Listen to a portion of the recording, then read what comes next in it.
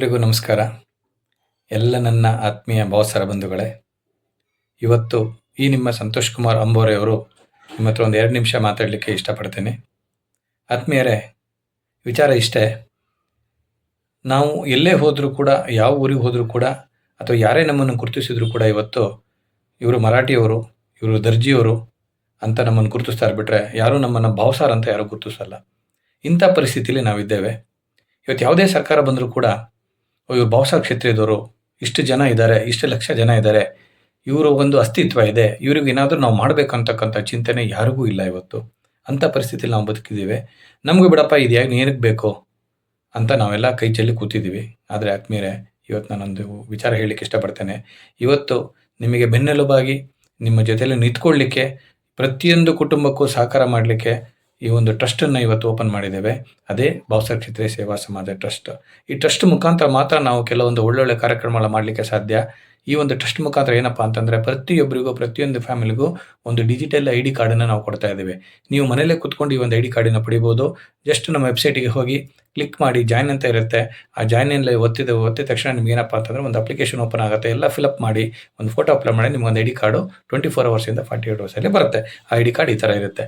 Okay, ಇದನ್ನು ತೊಗೊಳ್ಳೋದ್ರ ಮುಖಾಂತರ ನಾನು ಭಾವಸಾರ ಅಂತ ನೀವು ಎಲ್ಲಿ ಬೇಕಾದರೂ ಹೇಳ್ಕೋಬೋದು. ಇನ್ನೊಂದೇನಪ್ಪ ಅಂತಂದರೆ, ಇದನ್ನು ಯಾಕೆ ಮಾಡ್ತಾ ಇದ್ವಿ ಅಂದರೆ, ಈಗ ನಮಗೆ ಅಸ್ತಿತ್ವ ಇಲ್ಲ ಅಂತ ಹೇಳಿದೆ. ನಮ್ಮ ಅಸ್ತಿತ್ವನ ನಾವೇ ಕಾಪಾಡ್ಕೋಬೇಕು. ನಮ್ಮ ಒಂದು ಸೆನ್ಸಸ್ಸನ್ನು, ನಮ್ಮ ಜನಗಣತಿನ ನಾವೇ ಮಾಡ್ಕೋಬೇಕು. ಬೇರೆ ಯಾವುದೇ ಸರ್ಕಾರ ಮಾಡೋದಿಲ್ಲ. ಯಾವುದೇ ರೀತಿ ಯಾರೇ ಬಂದರೂ ಕೂಡ ನಮಗೆ ಏನು ಕೊಡೋದಿಲ್ಲ. ಅಂಥ ಪರಿಸ್ಥಿತಿ ನಾವು ಇರಬೇಕಾದ್ರೆ ನಮ್ಮ ಒಂದು ಅಸ್ತಿತ್ವಕ್ಕೆ ನಾವೇ ಇವತ್ತು ಹೊಣೆಗಾರರು. ಹಾಗಾಗಿ ಆದ್ಮೇಲೆ ನಮ್ಮ ಅಸ್ತಿತ್ವ ಉಳಿಬೇಕು, ನಾವು ಮುಂದೆ ಹೋಗಬೇಕು, ನಮ್ಮ ಜನಾಂಗ ಬೆಳಿಬೇಕು, ನಮ್ಮ ಮುಂದಿನ ಪೀಳಿಗೆಗೆ ಅನುಕೂಲ ಆಗಬೇಕಪ್ಪ ಅಂತಂದರೆ ಇದು ಒಂದೇ ವೇದಿಕೆ. ಈ ವೇದಿಕೆಗೆ ಪ್ರತಿಯೊಬ್ಬರು ಸಹಕಾರ ಮಾಡಿದ್ದೇ ಆದರೆ ಈ ಒಂದು ಟ್ರಸ್ಟಿಗೆ ಪ್ರತಿಯೊಂದು ಫ್ಯಾಮಿಲಿ ಇರ್ತಕ್ಕಂಥ ಪ್ರತಿಯೊಬ್ಬರು ಮೆಂಬರ್ಶಿಪ್ ಆಗೋದ್ರಿಂದ ನಮ್ಮ ಜನಸಂಖ್ಯೆ ಎಷ್ಟಿದೆ ಅಂತ ನಾವು ಕ್ರೋಢೀಕರಣ ಮಾಡ್ತಾ ಹೋಗ್ಬೋದು. ಎಷ್ಟಿದೆ ಅಂತ ಗೊತ್ತಾಗ್ತಾ ಹೋಗುತ್ತೆ. ಇದು ಸರ್ಕಾರ ಗಮನಕ್ಕೂ ಬರುತ್ತೆ. ಅದನ್ನು ನಾವು ತರ್ತೇವೆ. ಆವಾಗ ನಮಗೆ ಸಾಮಾಜಿಕವಾಗಿ, ಆರ್ಥಿಕವಾಗಿ, ಶೈಕ್ಷಣಿಕವಾಗಿ, ರಾಜಕೀಯವಾಗಿ ಎಲ್ಲ ಥರದಲ್ಲೂ ಅವಕಾಶ ಸಿಗುತ್ತೆ. ಇದೊಂದೇ ಪ್ಲಾಟ್ಫಾರ್ಮು. ಇದು ಬಿಟ್ಟರೆ ಬೇರೆ ಪ್ಲಾಟ್ಫಾರ್ಮ್ ಇಲ್ಲ. ಅದಕ್ಕೋಸ್ಕರ ಆತ್ಮೀಯರೇ, ಯಾರನ್ನೂ ಕನೆಕ್ಟ್ ಮಾಡೋ ಅವಶ್ಯಕತೆ ಇಲ್ಲ. ಜಸ್ಟ್ ಡಿಜಿಟಲೈಸ್ ಮಾಡಿದ್ರಿಂದ ಪ್ರತಿಯೊಬ್ಬರಿಗೂ ಮೆಂಬರ್ಶಿಪ್ ತೊಗೊಳ್ಳಿಕ್ಕೆ ಒಂದು ಒಳ್ಳೆ ಅವಕಾಶ ಕೊಟ್ಟಿದ್ದೀವಿ. ವೆಬ್ಸೈಟ್ಗೆ ಹೋಗಿ ಮೆಂಬರ್ಶಿಪ್ ತೊಗೊಳ್ಳಿ, ಪ್ರತಿಯೊಬ್ಬರಿಗೂ ಒಳ್ಳೆಯದಾಗತ್ತೆ ಅಂತ ಹೇಳ್ತಾ ಈ ಒಂದು ಕಾರ್ಯಕ್ರಮಕ್ಕೆ ತಾವೆಲ್ಲ ಕೈ ಜೋಡಿಸಿ, ಯಾರೂ ನೆಗ್ಲೆಕ್ಟ್ ಮಾಡಬೇಡಿ.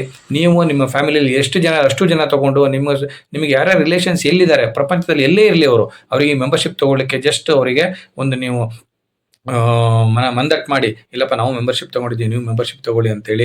ಈ ಮೆಂಬರ್ಶಿಪ್ ತೊಗೊಳ್ಳೋದ್ರಿಂದ ಏನಪ್ಪ ಆಗುತ್ತೆ ಅಂತಂದರೆ, ಪ್ರತಿಯೊಂದು ಊರಲ್ಲಿರ್ತಕ್ಕಂಥ ನಮ್ಮ ಭಾವಸಾರ ಜನಾಂಗ ಎಷ್ಟಿದ್ದಾರೆ ಅನ್ನೋದು ನಮಗೆ ಗಮನಕ್ಕೆ ಬರುತ್ತೆ. ಇದನ್ನು ಮುಂದಿಟ್ಕೊಂಡು ನಾವು ಸರ್ಕಾರ ಜೊತೆ ಮಾತಾಡ್ಬೋದು, ಸರ್ಕಾರಕ್ಕೆ ಫೈಟ್ ಮಾಡ್ಬೋದು, ಸರ್ಕಾರಕ್ಕೆ ಬಿಸಿ ಮುಡಿಸ್ಬೋದು.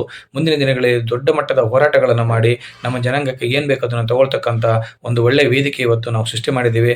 ಆ ವೇದಿಕೆಗೆ ನೀವೆಲ್ಲ ಸಹಕಾರ ಕೊಡ್ತೀರಿ ಅಂತ ಹೇಳ್ತಾ, ಅಧ್ಯಕ್ಷನಾಗಿ ಸಂತೋಷ್ ಕುಮಾರ್ ಅಂಬೋರೆ ತಮ್ಮಲ್ಲಿ ಕೇಳ್ಕೊಳ್ಳೋದಿಷ್ಟೇ. ಪ್ರತಿಯೊಬ್ಬರು ಇವತ್ತೇ ನೀವು ಮರಿದಲ್ಲೇ ಈ ಒಂದು ಮೆಂಬರ್ಶಿಪ್ಗೆ ಕೈ ಜೋಡಿಸಿ ಅಂತ ಹೇಳ್ತಾ, ನಿಮಗೆ ಒಳ್ಳೆಯದಾಗಲಿ ಅಂತ ನಾನು ಬಯಸ್ತೇನೆ. ಎಲ್ರಿಗೂ ನಮಸ್ಕಾರಗಳು.